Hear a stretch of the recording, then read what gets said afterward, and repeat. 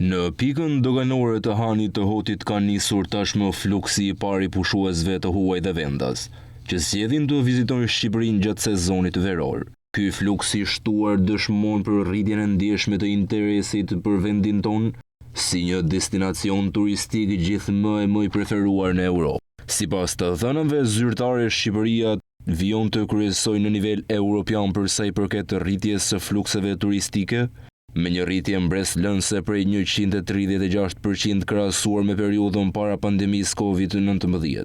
Ky trend pozitiv është tregues I një transformimi të suksesshëm të imazhit turistik të vendit dhe rritjes së kapaciteteve pritëse. Autoritetet doganore dhe policore në pikën kufitare doganore kanë marrë të gjitha masat për të përballuar këtë rritje të lëvizjeve, duke garantuar një proces të shpejtë dhe të sigurt për hyrjen e vizitorëve. Turistët që kalojnë në këtë pikë doganore vijnë kryesisht nga vendet fqinje dhe Europa qendrore, duke shfrytëzuar mundësitë natyrore dhe kulturore që ofron Shqipëria. Gjatë muajve në vijim, pritet që fluksi të rritet më tej, ndërsa operatorët turistik dhe strukturat akomoduese janë tashmë në gatishmëri të plotë për të ofruar shërbime cilësore dhe për të përmbushur pritshmëritë e turistëve.